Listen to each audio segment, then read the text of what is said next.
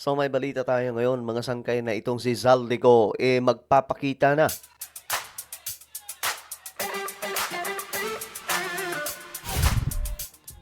Magandang oras po sa lahat ng mga kababayan po natin, sa lahat po ng mga solid sangkay na nanonood ngayon.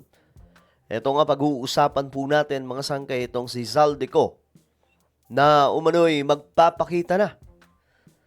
Totoo kaya ito mga sangkay? Anyway, tayo ay dating gawin bago tayo magsimula. Sa mga hindi pa po dyan nakakapag-subscribe, i-check nyo po sa ibaba ngayon ng video na to. Makikita nyo po dyan yung subscribe button. Pindutin nyo lamang po yung subscribe. Tapos pindutin nyo po yung bell at pindutin nyo po yung all. Sa mga nanonood naman po sa Facebook, syempre follow nyo po yung ating Facebook page. Alright, so shoutout po sa lahat ng mga solid sangkay na nanonood ngayon. Comment down below, hashtag solid sangkay kasama po ang inyong mga lugar. Ngayon, ito kasi ang update. Patungkol po dito kay Zaldico. Ayan. Ayon kasi dito sa report, Zaldico magpapakita na daw. Mukhang magpapakita na ang puganteng si Zaldico. Grabe yung bansag, no?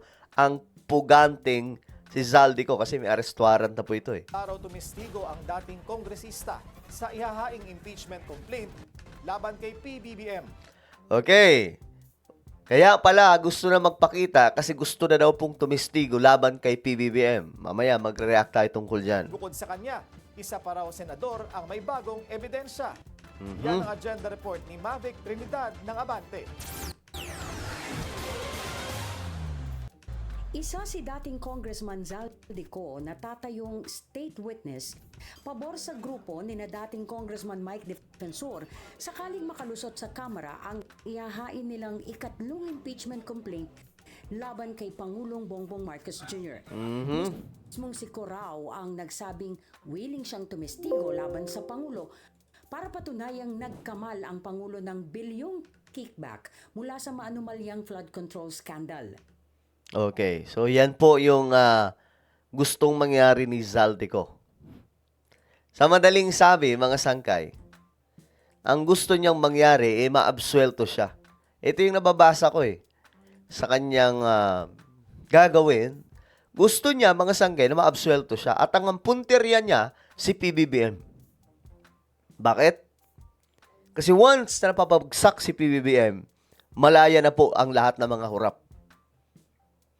Galing, no? Ang galing ng twist, mga sangkay. No? Ang nagsiwalat, ang nagbunyag, siya ang ididiin.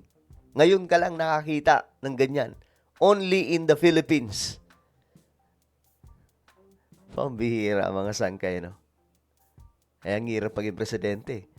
Kasi once na Kaya pala natakot si PRRD noon na ibunyag ang ganitong klaseng kalokohan ng mga opisyal pagdating sa korupsyon. Kahit kinanta na niya na rampant ang mga ghost projects sa DPWH, hindi niya po sinundan ng matinding aksyon kasi ganun pala kamakapangyarihan itong mga ito. Kung magsasalita ka, ikaw ang ituturo nilang mastermind. Pero ito na lang, mga sangkay, si BBM hindi kailangan ng pera. Siya pa nga ang magbibigay ng pera niyan sa daming pera ng mga Marcos. Remember, may Marcos wealth. Hindi nila kailangan ng bilyong-bilyong pera. Dahil lagpas pa po sa bilyon yung pera ng mga Marcos.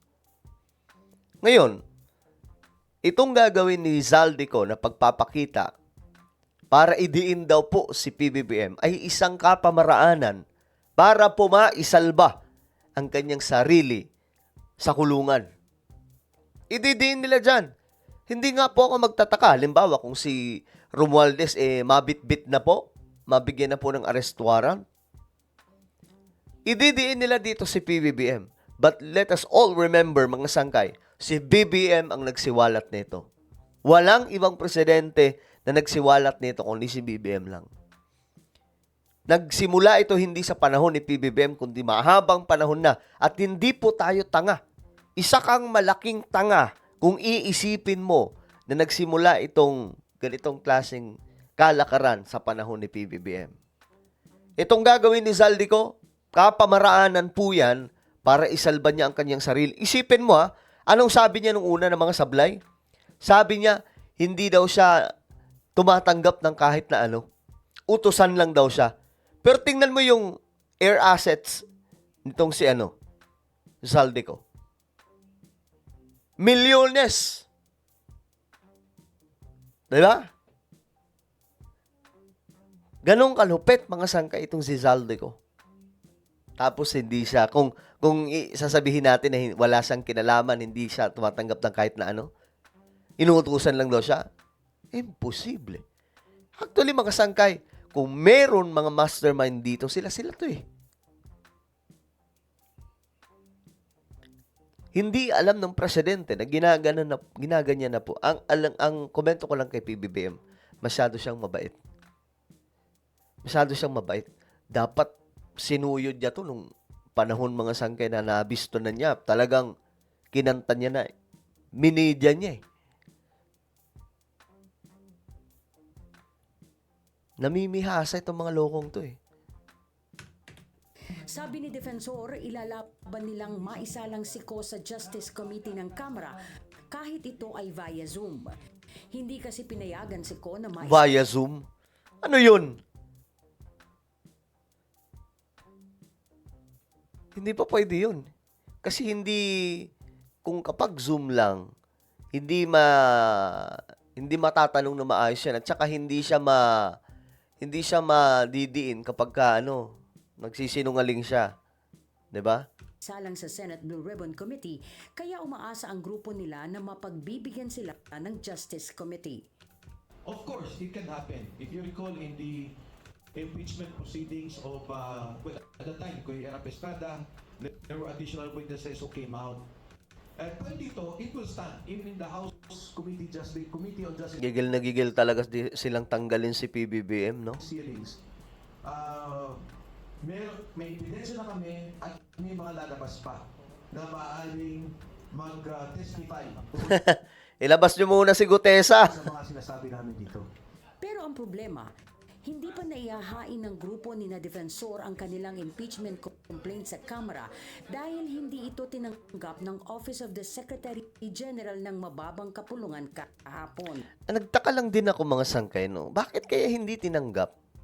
Samantalang, pwede naman nilang tanggapin yan.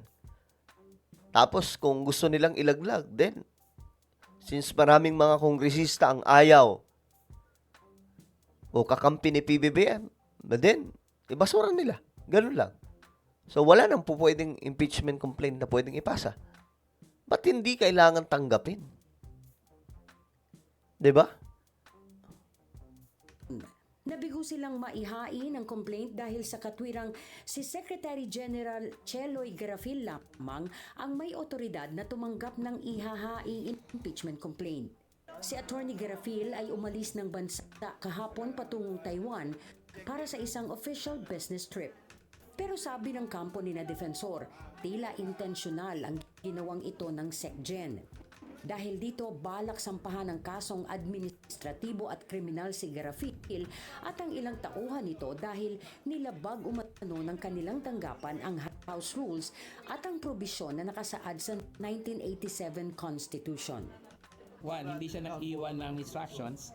Second, wala siyang dinesignate na So, yan po yung, kumbaga, iyak ng mga taong to, mga sangkay, kasi hindi po natanggap. Pwede naman nila ipaasa ulit yan sa Lunes o sa mga susunod na araw. Pero ayun nga, magkakatalo pa rin yan mga sangkay sa Kongreso.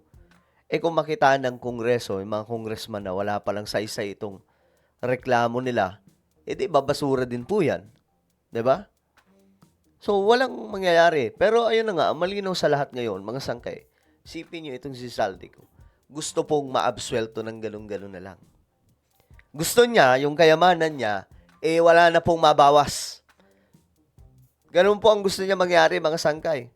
Di ba, ang dami po ngayon naka-freeze na mga assets po nitong mga involved sa flood control? Grabe, no? Itong mga korap talaga, eksperto mga sangkay sa mga gawain kung papaano sila makakatakas. Pero yun nga po, yan ang malinaw sa ating lahat ngayon.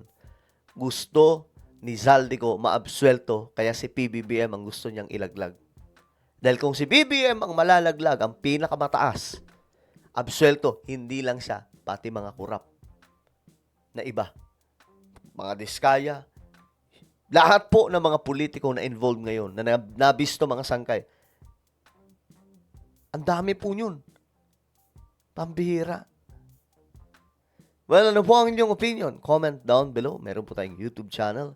Ito po ay Sangkay Revelation. Hanapin nyo po ito sa YouTube ngayon din. Kapag nakita nyo na, i-click nyo po yung subscribe, i-click ang bell, at i-click nyo po yung all. Ako na po ay magpapaalam. Mag-iingat pong lahat. God bless everyone.